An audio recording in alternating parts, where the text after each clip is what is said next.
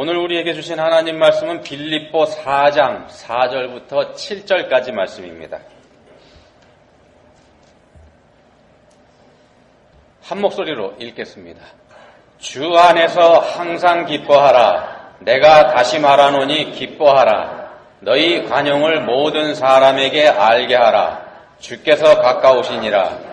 아무것도 염려하지 말고 다만 모든 일에 기도와 간구로 너희 구할 것을 감사함으로 하나님께 아뢰라. 그리하면 모든 지각에 뛰어난 하나님의 평강이 그리스도 예수 안에서 너희 마음과 생각을 지키시리라. 아멘. 어떤 의사 선생님이 쓴 칼럼을 제가 하나 읽은 게 있는데 그거부터 소개해드리겠습니다. 우울증에 관한 글입니다. 여기서 A라는 사람과 B라는 사람 두 사람을 등장시키는데 한번 잘 들어보시기 바랍니다. A라는 사람은 일도 잘 안 되고 주변 사람들과의 관계도 그리 원만하지 않은 사람입니다. 삶의 의욕도 별로 없습니다. 거의 매일 죽고 싶다는 생각을 하는 사람입니다. 이게 A라는 사람입니다. 자, B라는 사람은요, A에 비해서 일도 그럭저럭 됩니다. 주변 사람들과의 관계도 원만한 사람입니다. 근데 어느 날 갑자기 아파트에서 뛰어내리고 말았습니다. 자, 칼럼에서 이렇게 두 사람을 소개하면서 질문합니다. 이 두 사람 중에서 누가 우울증 환자일까? 여러분 어떻게 생각하십니까? 틀려도 상관없습니다. 여러분들 의사 선생님 아니니까. 우울증을 가리켜서 마음의 감기 이런 말을 합니다. 이제 그만큼 흔한 질병이 됐기 때문에 그런 말을 하는 건데요. 근데 우리가 잘 알고 있는 유명한 연예인들이 자살한 원인 거의가 우울증이지 않습니까? 그만큼 위험한 병이기도 합니다. 전에는 폐렴, 설사, 출산 관련 질병들 이런 것들이 우리 인류에게 부담을 준 병이었다 그러면 이제는 우울증, 심장질환, 교통사고 이런 것들이 그 자리를 넘겨받고 있는 추세라 그럽니다. 그럼에도 불구하고 이 우울증이라는 병은 얼마든지 고칠 수 있는 병이다는 게 전문가들의 의견입니다. 자, 우울증에 걸린 사람들 특징 중에는 웃음이 없다는 점이 있습니다. 웃음이 없습니다. 이게 항상 기분이 우울하고 그러니까 웃을 일이 별로 없기 때문이겠죠. 기쁜 일보다는 그다지 기쁘지 않은 일들만 눈에 보이니까 아마 그렇기도 할 겁니다. 자, 기쁨이 없다는 게 문제입니다. 기쁨이 없다는 게 문제입니다. 기쁨이 없는 사람에게는 평안도 없습니다. 기쁨이 없는 부류의 사람들이 또 있습니다. 어떤 부류의 사람들이냐면요.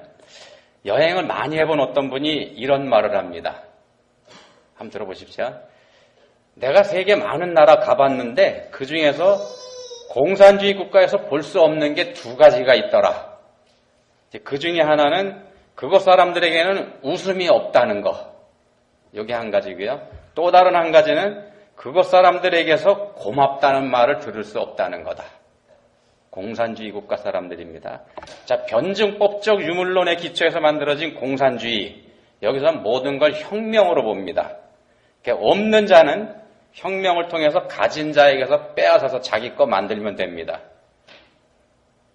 공산주의가 그렇죠. 이런 공산주의에서는 우리 인간 사회도 동물 사회하고 똑같이 봅니다. 약육강식, 적자생존, 여기에 근거한 생존 경쟁 사회로 우리 인간 사회도 봅니다. 진화론하고 뿌리가 똑같습니다.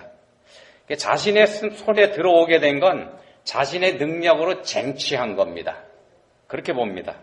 당연히 받아야 할 걸 받았을 뿐이다 이렇게 생각을 합니다. 이렇게 되니까 은혜와 사랑을 베풀어줘서 내 손에 들어오게 됐다 이런 해석은 없습니다. 그러니까 감사할 게 없는 거죠. 그게 공산주의입니다. 자, 우울증의 증상도 웃음이 없습니다. 그리고 공산주의 사회에서도 웃음을 볼 수가 없다 그럽니다.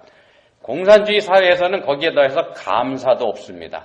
그러면 우울증하고 공산주의하고 어느 쪽이 더 심각한 것일까? 여러분들은 어느 쪽이 더 심각하다고 생각이 되시는지요? 이것도 틀려도 상관없습니다. 정답이 없습니다. 오늘 말씀 제목을 제가 하나님의 평강 이렇게 정했습니다. 본문 7절에 이런 표현이 있습니다. 하나님의 평강. 성경에서 여기만 딱 한 번 나오는 표현입니다. 다른 데는 안 나옵니다. 웃음이 없다는 건 평강이 없다는 말도 됩니다. 평안하지 않은 사람에게서 웃음이 나오는 거 어려울 테니까 말입니다. 물론 속마음을 감추고서 겉으로만 웃음을 내보일 수도 있긴 하겠습니다만 그건 어디까지나 가짜죠. 진짜 평안은 아닙니다. 하나님의 평강은 그런 가짜하고는 본질적으로 다른 겁니다. 하나님의 평강. 우리가 어떻게 하면 하나님의 평강을 경험할 수 있을까? 아니, 우리가 어떻게 하면 하나님의 평강 안에 우리 삶이 항상 머물게 할 수 있을까? 오늘 말씀에서 여러분들 그 답을 한번 찾아보시기 바랍니다. 본문이 빌립보서에 속해 있습니다. 본문이 속해 있는 빌립보서, 별명이 기쁨의 서신입니다. 바울 사도가 빌립보 교회의 성도들에게 기뻐하라 하는 말씀을 강조하면서 쓴 편지 글이죠. 길지 않습니다. 빌립보서는. 그다지 길지 않은 이 빌립보서에서 기쁨이라는 단어가 15번 이상 나옵니다. 그런데 이 편지를 쓸 때의 바울 사도 옥에 갇혀있는 상태였었죠. 옥중서신입니다. 옥에 갇혀있는 자유 없는 죄수의 신분인 바울 사도가 갇혀있지 않은 자유로운 상태에 있는 빌립보 성도들에게 하는 말이 이겁니다. 본문 4절에 있는 거. 주 안에서 항상 기뻐하라. 내가 다시 말하노니 기뻐하라. 자, 기뻐하면 좋다. 그럼 건강에도 좋고 당신들 삶도 밝아질 거니까 그렇게 하라. 이런 권면의 말이 아닙니다. 그게 아니고 기뻐하라. 이렇게 명령합니다. 명령형으로 기록된 말씀입니다. 기뻐하라. 내가 다시 말한다. 기뻐하라. 억지로라도 기뻐하다. 이런 의미가 좀 들어가 있죠. 억지로라도 기뻐하면 하나님의 평강이 지켜주실 거다. 이런 말씀도 됩니다. 그러면 사람이 억지로 기뻐하는 게 가능할까? 가능할까요? 억지로 기뻐하는 게? 여러분들 그렇게 하실 수 있으시겠습니까? 근데 그렇게 하라 그럽니다. 그게 어떻게 가능한지 방금 읽었던 본문 4절 한번 다시 보시기 바랍니다. 주 안에서 항상 기뻐하라. 내가 다시 말하노니 기뻐하라. 자, 기뻐하라는 명령 앞에 수식하는 절이 하나 들어가 있죠. 주 안에서입니다. 주 안에서. 예수님 안에서입니다. 예수님 안에서 가능하다는 겁니다. 기뻐하라는 명령을 지키는 일이 말입니다. 자, 우리 스스로는 억지로 기뻐하는 일, 이거 불가능합니다. 잠깐은 가능하겠지만 항상 기뻐하는 거. 본문에서 항상 기뻐하라 그러죠. 항상 기뻐하는 건 우리 스스로의 힘으로는 불가능합니다. 그게 죄의 영향을 받고 있는 우리 인간들의 한계입니다. 본문을 풀어가면서 주 안에서 기뻐하는 것, 주 안에서 기뻐하는 것, 여기에 대해서 한번 살펴보겠습니다. 감옥에 갇혀있는 바울 사도가 갇혀있지 않은 자유로운 성도들에게 기뻐하라 이렇게 말할 수 있는 비결이 말씀 안에 들어가 있습니다. 자, 하나님의 평강을 누리기 위해서 주 안에서 항상 기뻐하라 이렇게 명령하면서 그 방법으로 제시하는 말씀이 몇 개 있는데 본문에요. 한번 보면은 5절에 보시면은 관용을 베풀어라. 또 6절에 보시면 염려하지 말라. 기도하라. 그리고 감사하라. 이런 말씀입니다. 모든 사람에게 관용을 베풀고 아무것도 염려하지 말고 감사하면서 기도하면 기뻐할 수 있다는 겁니다. 억지로라도 기뻐할 수 있게 된다는 겁니다. 아니요, 이렇게 하면은 억지로가 아니고 자연스럽게 기뻐할 수가 있습니다. 이거 다 지키면. 그렇게 되면 하나님께로부터 오는 하나님의 평강을 우리가 경험할 수 있게 됩니다. 그런데 문제는요, 이런 것들이 쉽지 않다는 겁니다. 그게 문제입니다. 관용하고 염려하지 않고 감사하면서 기도하는 것, 이게 쉽지 않다는 겁니다.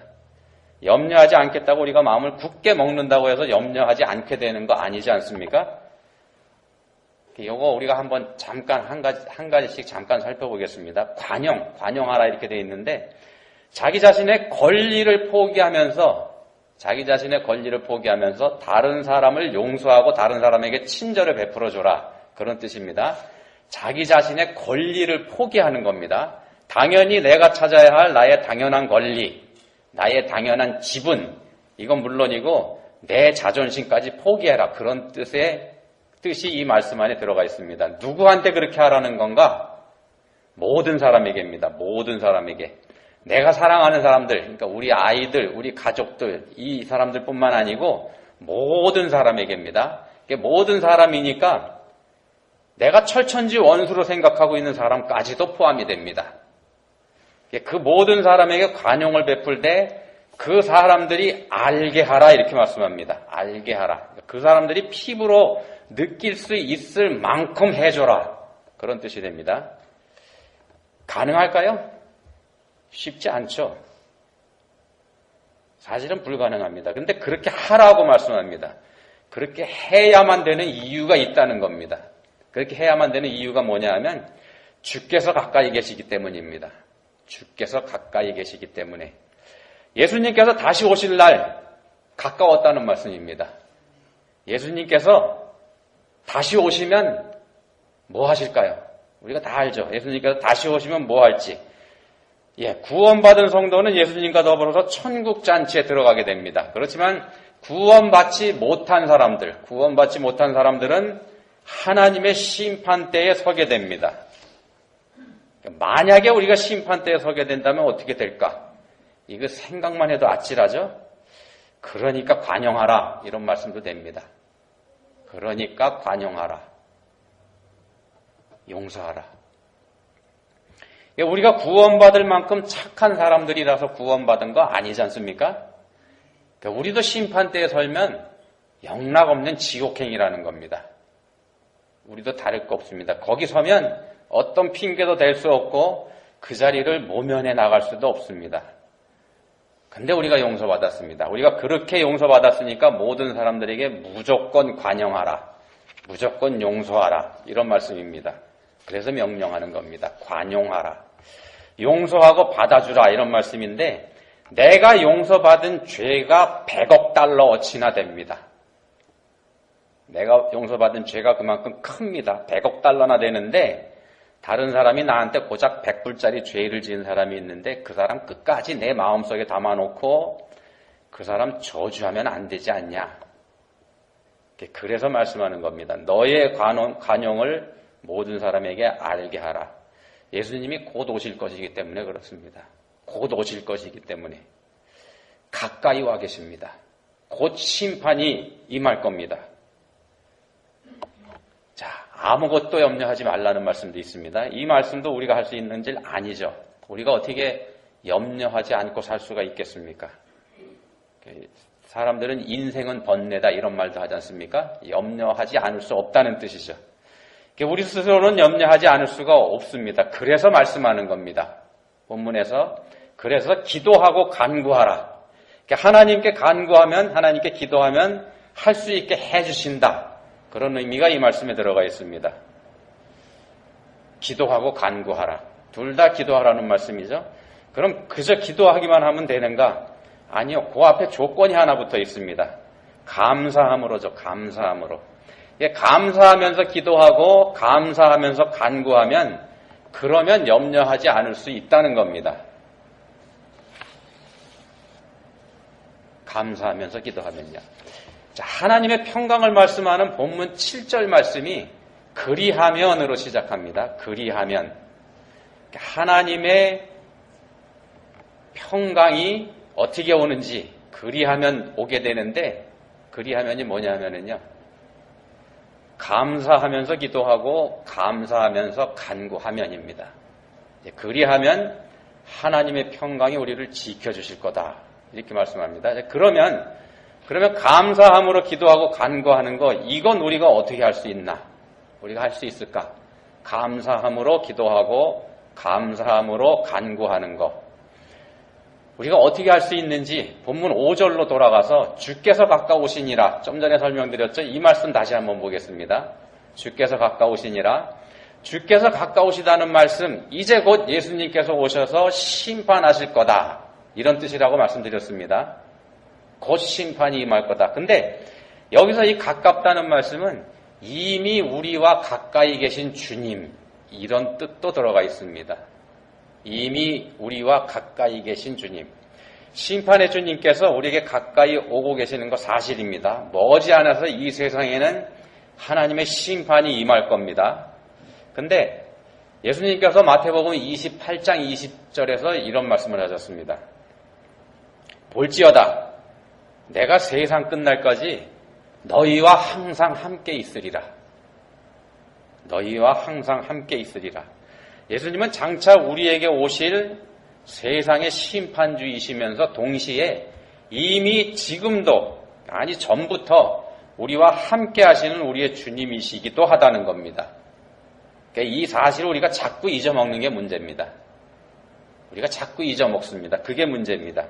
이미 우리와 함께 하시는 주님, 지금도 우리와 함께 하시는 주님, 우리가 이런 주님, 이런 예수님이시라는 걸 인식하고 있다면 우리가 어떻게 할까? 여러분들 그거 인식하고 계시면 어떻게 하시겠습니까? 바로 옆에서 예수님이 나와 같이 계시면 우리가 할 거 뻔합니다. 간구하겠죠? 도와주세요 할 겁니다. 그겁니다. 바로 예수님 옆에 계시면 우리가 청구서 막 들이밀 겁니다. 나와 늘 함께 하시는 예수님을 우리가 늘 의식하고 있다면 그 주님께 우리가 감사하면서 기도하지 않을 수 없다는 겁니다.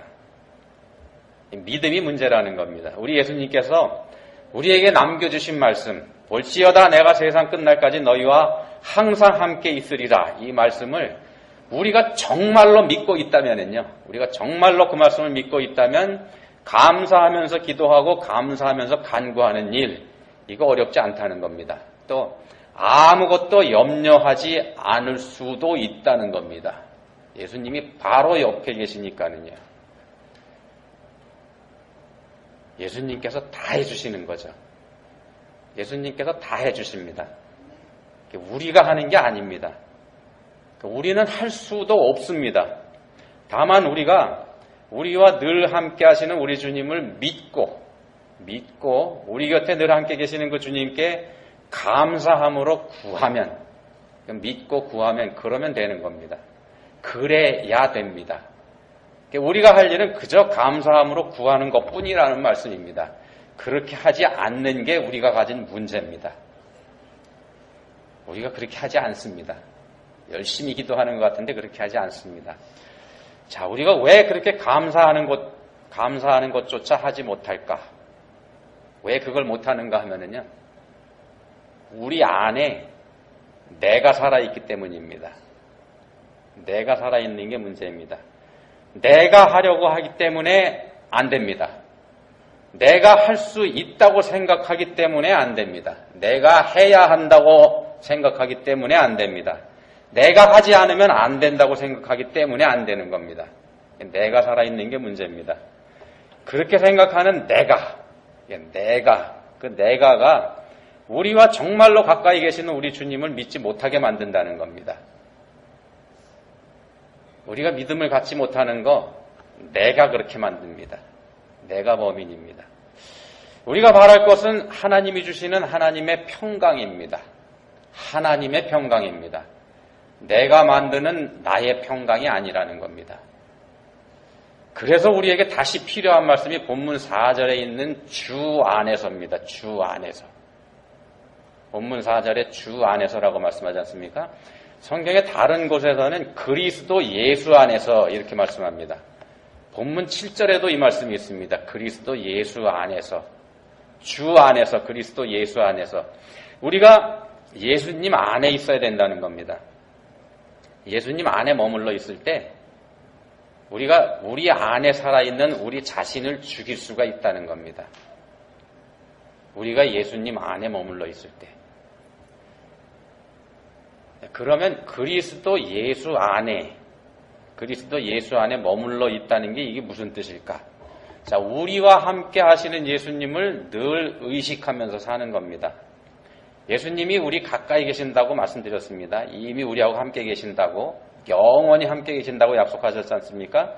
그 예수님을 늘 의식하면서 사는 게 그리스도 예수 안에, 주 안에 거하는 겁니다. 다시 쉽게 말씀드리면, 말씀이신 그리스도, 말씀이신 예수님과 함께 하는 겁니다. 즉, 말씀과 늘 함께 하는 게 예수님 안에 머무는 겁니다. 늘 말씀을 가까이 하시면 된다는 겁니다. 성경 말씀 여러분들 매일 읽으시기 바랍니다. 그리고 그렇게 읽으신 그 말씀 늘 생각하시기 바랍니다. 그게 방법입니다. 어렵지 않습니다. 물론 말씀을 우리 삶에 적용해서 말씀대로 사는 삶, 여기까지 돼야지 되게 하겠습니다만 거기까지 가기 위해서 그보다 먼저 해야 될 일이 말씀과 늘 가까이 하는 겁니다. 예수님 자신이 말씀이시지 않습니까? 그러니까 우리가 말씀과 가까이 할 때 우리가 예수님 밖으로 나가버릴 가능성은 현저히 떨어지기 때문에 그렇습니다. 말씀에 의지하는 게 유일한 방법입니다. 그래서 로마서 8장 37절에서 이렇게 말씀합니다. 로마서 8장 37절 말씀입니다. 우리는 이 모든 일에서 우리를 사랑하여 주신 그분을 힘입어서 이기고도 남습니다.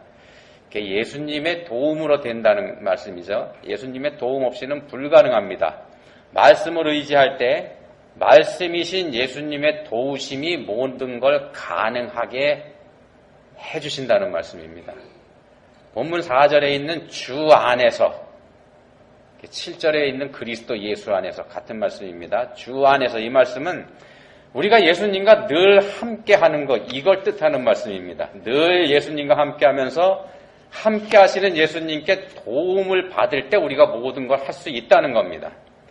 본문에서 우리에게 명령하는 말씀, 해라, 기뻐하라 이렇게 명령하는 말씀도 우리가 할 수 있게 된다는 겁니다. 그렇지만 반드시 기억해야 될 게 있습니다. 반드시 기억해야 될 거. 이게 뭐냐 하면은요, 우리는 이미 구원받았음에도 불구하고 여전히 죄의 영향을 받고 있다는 겁니다. 우리 안에 죄의 본성이 여전히 우리에게 영향을 주고 있다는 겁니다. 이거 반드시 기억해야 됩니다. 그 죄가 우리를 부추깁니다. 어떻게 부추기느냐? 나는 살리고 우리 안에 계신 예수님은 죽이라고 부추깁니다. 그래서 우리가 항상 인식하고 있어야 되는 게 나는 할 수 없답니다. 나는 할 수 없다. 나는 할 수 없고 오직 예수님의 도움으로만 할 수 있다. 이겁니다. 말씀과 늘 함께하면서 말씀에 자신을 비추어 보는 사람, 이런 사람이 예수님과 가까이 하는 사람이라고 말씀드렸죠. 말씀에 자기 자신을 비추어 보는 사람, 예수님과 늘 동행하는 사람이 그런 사람입니다. 말씀으로 자기 자신을 비추어 보는 겁니다. 말씀으로 자기 자신을 비추어 보는 겁니다. 이거 명심하시기 바랍니다. 자기 자신을 비추는 겁니다. 말씀으로. 근데 우리의 죄가 우리로 하여금 어떻게 하도록 만드는가 하면은요, 말씀으로 우리 자신이 아닌 다른 사람을 비추게 합니다. 우리의 죄가 말씀으로 다른 사람을 재단하게 합니다. 말씀으로 다른 사람을 판단하게 만듭니다. 말씀으로 다른 사람을 실족시키게 만듭니다. 우리 안에 있는 죄가 그렇게 만든다는 겁니다. 그래서 우리가, 여러분이 계신 자리가 어딘지 항상 확인하셔야 됩니다. 주 안에, 그리스도 예수 안에 계셔야 된다는 겁니다. 우리를 넘어뜨리려고 하는 사탄 마귀는 우리가 그 예수님 안에서 벗어나게 하려고, 예수님 안에서 벗어나게 하려고 길을 쓰고 있다는 거, 이거 명심하시기 바랍니다. 예수 그리스도 안에 머무는 우리를 어떻게든지 그 밖으로 끄집어내려고 사탄 마귀가 길을 쓰고 있습니다. 예를 들면 이런 겁니다. 여러분들 TV에서 사자가 사냥하는 장면 보셨을 줄 압니다. 유심히 지켜보셨는지 모르겠는데 사자가 사냥하는 방법이 있습니다. 먼저 먹잇감들이 몰려있는, 짐승들이 몰려있는 거기를 한참 지켜봅니다. 숨어서. 그리고 그 중에서 목표를 고릅니다. 목표를 고르는데 어떤 녀석이 목표가 될까요? 가장 첫 번째 목표가 되는 애가 누구냐 하면은요, 무리에서 벗어나 있는 애입니다. 따로 떨어져 있는 애. 얘가 첫 번째 목표입니다. 무리 안에 머물러 있는 것들은 상대적으로 안전하다는 뜻입니다. 근데 만약에 벗어나 있는 녀석이 없다. 그럼 어떻게 하냐 하면은요, 공격을 슬슬 합니다. 슬슬 하면은 놀래서 도망가지 않습니까? 공격을 슬슬 시도하면서 목표로 삼은 녀석이 무리에서 벗어나도록 여러 마리의 사자가 협력을 합니다. 아직 덜 자란 어린 것들이 여기 목표가 되고요.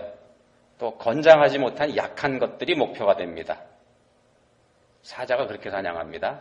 근데 이걸 오늘 드린 말씀에 비추어보면요. 사탄이 노리는 먹잇감, 먼저 무리에서 벗어나 있는 신자입니다. 자신은 다른 사람들과 다르다는 생각을 가진 사람이 여기에 해당이 됩니다. 말씀과 가까이 하긴 하지만 그 말씀으로 자기 자신이 아닌 다른 사람을 판단하는 사람입니다. 판단하기 위해서는 그 속에 들어가 있는 것보다 바깥에서 봐야 되지 않습니까? 분리가 되어 있는 사람이라는 겁니다.